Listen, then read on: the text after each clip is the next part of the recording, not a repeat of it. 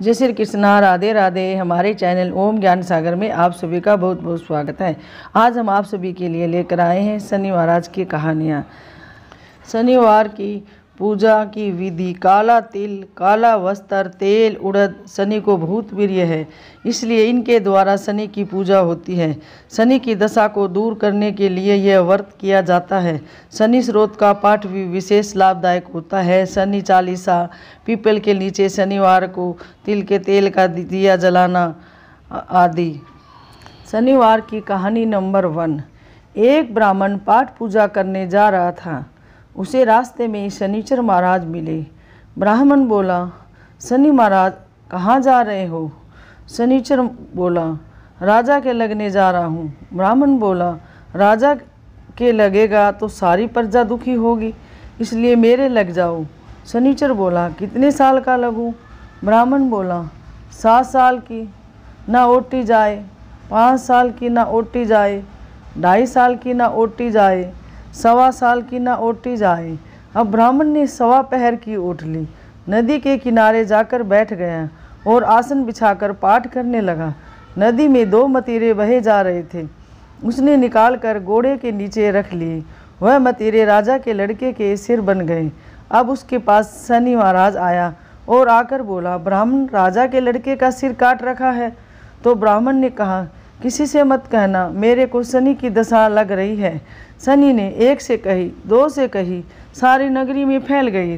राजा बोला, ब्राह्मण को सूली पर चढ़ा दो। सोने की गड़वाई वो भी टूट गई, चांदी की गड़वाई वो भी टूट गई, तांबे की गड़वाई वो भी टूट गई, लोहे की गड़वाई वो भी टूट गई। जो गड़वावे वो ही टूटी जाए। इतनी देर में उसका 1.25 पहर पूरा हो गया। राजा के लड़के खेलते खेलते घर आ गए।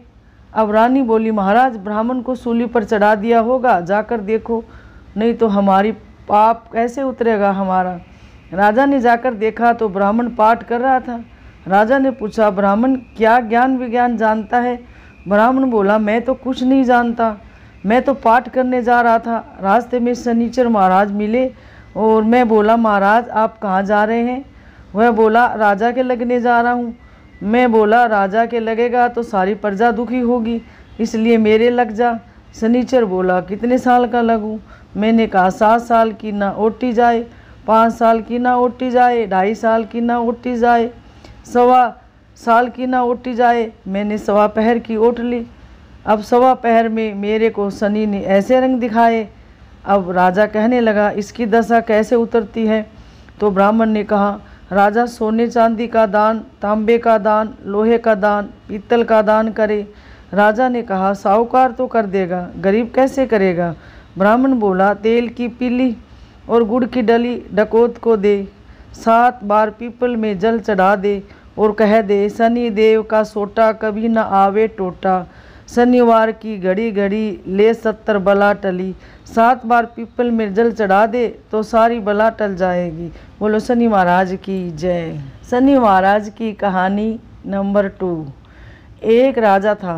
उसने अपने राज्य में ये घोषणा कर रखी थी कि दूर दूर से जो सौदागर बाजार में माल बेचने आए तो जिस सौदागर का माल नहीं बिकेगा उसे राजा स्वयं खरीद लेगा। सौदागर प्रसन्न हो गए। जब किसी सौदागर का माल नहीं बिकता तो राजा के आदमी उसे उचित मूल्य देकर सारा सामान खरीद लेते थे। एक दिन की बात है कि एक लोहार लोहे की शनिदेव की मूर्ति बनाकर लाया। शनि की मूर्ति का कोई खरीदार नहीं आया। संध्या समय राजा के कर्मचारी आए और मूर्ति को राजा के पास लाए। राजा ने उसे आदर से रख लिया। शनिदेव के घर में आ जाने से राजा के सब देव देवता नाराज हो गए। रात के अंधेरे में राजा ने एक तेजस्वी स्त्री को घर से जाते देखा।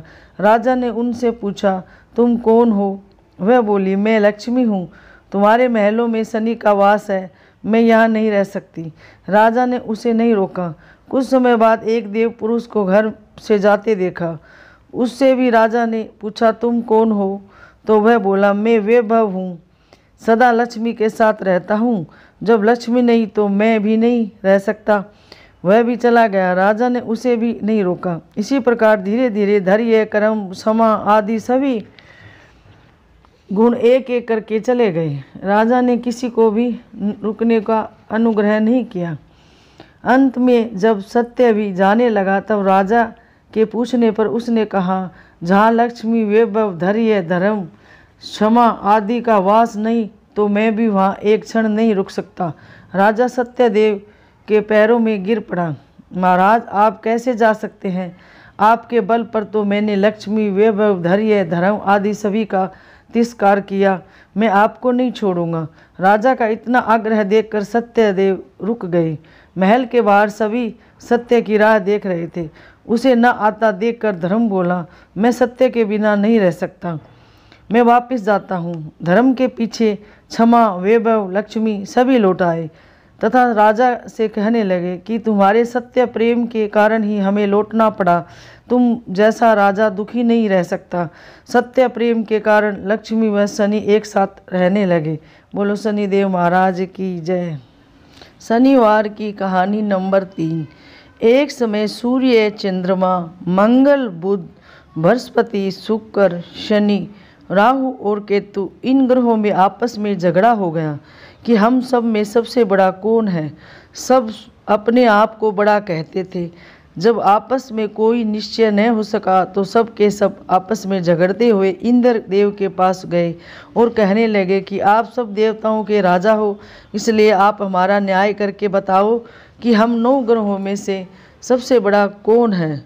राजा इंद्र इनका प्रश्न सुनकर घबरा गए और कहने लगे कि मुझसे यह न्याय नहीं हो सकेगा जो किसी को बड़ा या छोटा बताऊं। मैं अपने मुख से कुछ नहीं कह सकता हूं।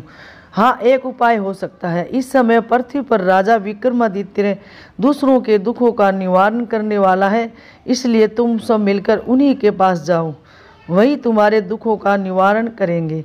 ऐसा वचन सुनकर सभी ग्रह देवता चलकर राजा विक्रमादित्य की सभा में गए और अपना प्रश्न राजा के सामने रखा। राजा उनकी बात सुनकर बड़ी चिंता में पड़ गए कि मैं अपने मुख से किसको बड़ा और किसको छोटा बताऊं। जिसको छोटा बताऊंगा वही क्रोध करेगा। परंतु उनका झगड़ा निपटाने के लिए एक उपाय सोचा कि सोना, चांदी, कांसा, पीतल, सीसा, रांगा, जस्ता, अबरक और लोहा 9 धातुओं के 9 आसन बनवाए। सब आसनों को क्रम से जैसे सोना सबसे पहले और लोहा सबसे पीछे बिछाए गए। इसके पश्चात राजा ने सब ग्रहों से कहा कि आप सब अपने अपने सिंहासनों पर बैठिए। जिसका आसन सबसे आगे है वह सबसे बड़े और जिसका आसन सबसे पीछे वह सबसे छोटा जानिए। क्योंकि लोहा सबसे पीछे था और वह शनिदेव का आसन था, इसलिए शनिदेव ने समझ लिया कि राजा ने मुझको सबसे छोटा बना दिया है। इस पर शनि को बड़ा क्रोध आया और कहा कि बोला, राजा तुम मेरे पराक्रम को नहीं जानता। सूर्य 1 राशि पर 1 महीना, चंद्रमा 2.25 महीना 2 दिन, मंगल 1.5 महीना, बृहस्पति 13 महीने, बुध और शुक्र 1 महीने, परंतु मैं 1 राशि पर 2.5 अथवा 7.5 साल तक रहता हूँ। बड़े बड़े देवताओं को भी मैंने दुख दिया है। राजन सुनो, राम जी को 7.5 आई और वनवास हो गया और रावण पर आई तो राम को लक्ष्मण ने सेना लेकर लंका पर चढ़ाई कर दी, रावण के कुल का नाश कर दिया। हे राजन, अब तुम सावधान रहना। राजा कहने लगा, जो कुछ भाग्य में होगा देखा जाएगा। उसके बाद अन्य ग्रह तो प्रसन्नता के साथ चले गए, परंतु शनिदेव बड़े क्रोध के साथ वहाँ से गए। कुछ काल व्यतीत हो जाने पर राजा को 7.5 की दशा आई तो शनिदेव घोड़ों के सौदागर बनकर उनके सुंदर घोड़ों के सहित राजा की राजधानी में गए। राजा ने सौदागर के आने की खबर सुनी तो राजा अच्छे अच्छे घोड़े खरीदने की आज्ञा दी। अच्छी नस्ल के घोड़े देखकर उनका मूल्य सुनकर चकित हो गया और तुरंत ही राजा को खबर दी। राजा उन घोड़ों को देखकर एक अच्छा सा घोड़ा चुनकर सवारी के लिए चढ़ा। राजा को घोड़े की पीठ पर चढ़ते ही घोड़ा जोर से भागा। घोड़ा बहुत दूर एक बड़े जंगल में जाकर राजा को छोड़कर अंतर्ध्यान हो गया। इसके बाद राजा अकेला जंगल में भटकता फिरता रहा। बहुत दिन के पश्चात राजा ने भूख और प्यास से दुखी होकर भटकते भटकते एक ग्वालों को देखा। ग्वालों ने राजा को प्यास से व्याकुल देखकर पानी पिलाया। राजा की उंगली में एक अंगूठी थी, वह उसे निकालकर प्रसन्नता के साथ ग्वालों को दे दी और शहर की ओर चल दिया।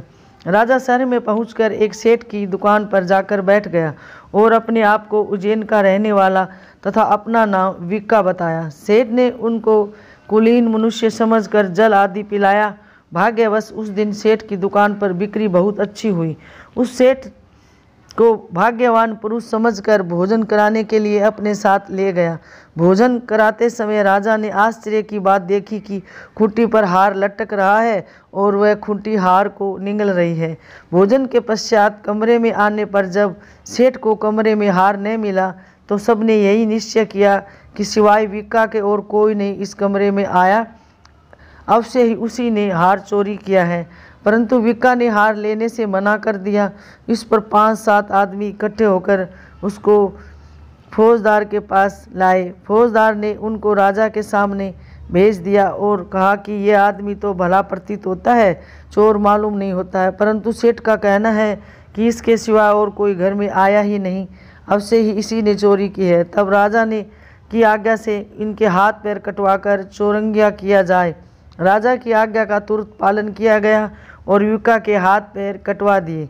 इसी प्रकार कुछ काल व्यतीत होने पर तेली उसको अपने घर ले गया और कोल्हू पर उसको बिठा दिया। विक्का उस पर बैठा हुआ जवान से बैल हाँकता रहा। शनि का दशा समाप्त हो गई।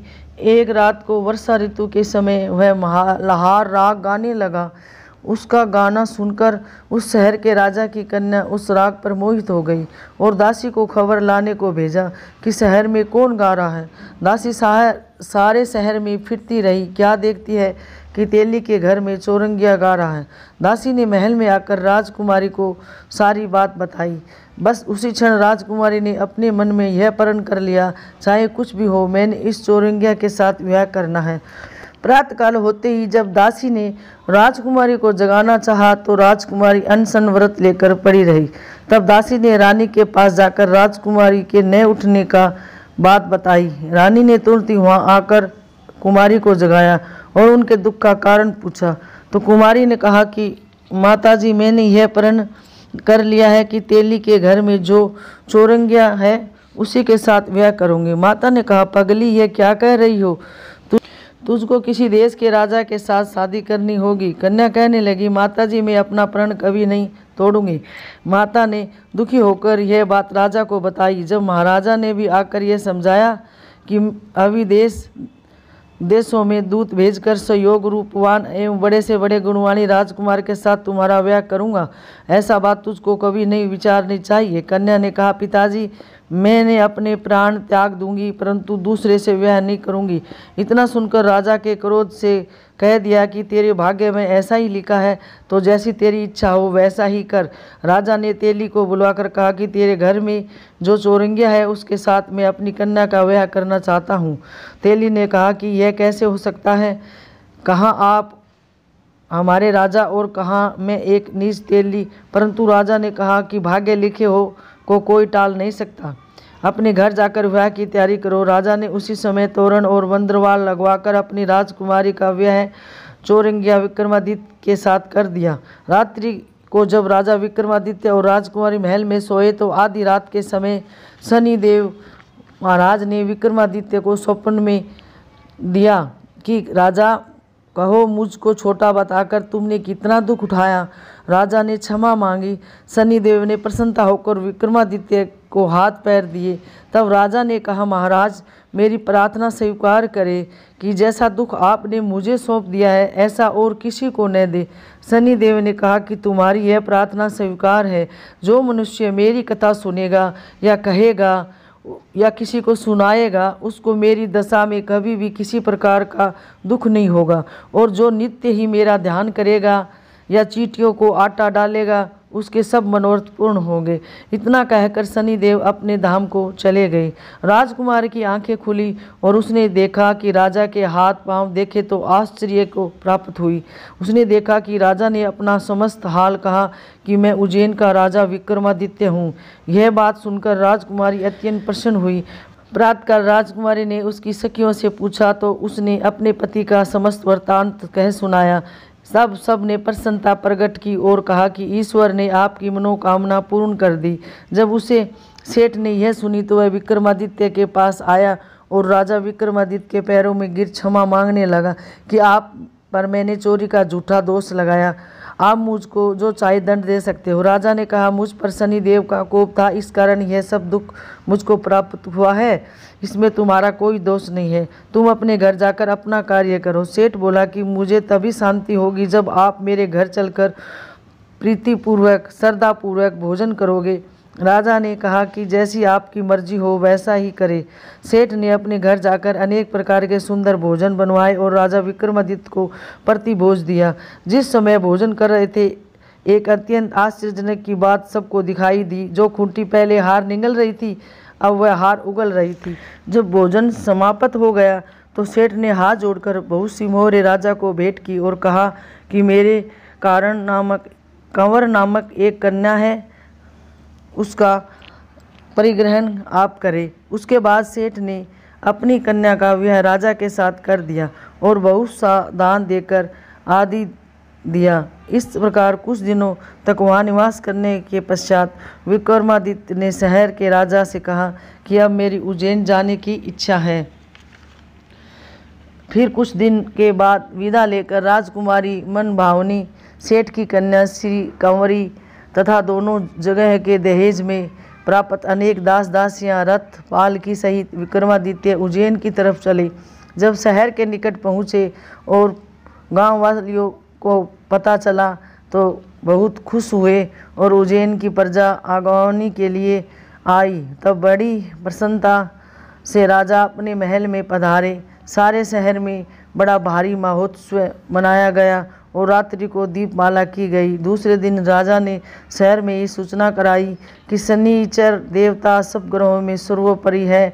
मैंने इनको छोटा बतलाया, इसी से मुझको यह दुख प्राप्त हुआ। जब शहर के निकट पहुँचे तो गांव वालों ने राजा के आने का समाचार सुना तो समस्त उज्जैन की प्रजा राजा को लेने गई। तब बड़ी प्रसन्नता से राजा अपने महल में पधारे। सारे शहर में बड़ा भारी खुशी मनाई गई और रात्रि को दीपमाला की गई। दूसरे दिन राजा ने शहर में ये सूचना कराई कि शनिचर देवता सबसे ग्रहों में सबसे सर्वव्यापी है। मैंने इनको सबसे छोटा बताया, इसी से मुझको यह दुख प्राप्त हुआ है।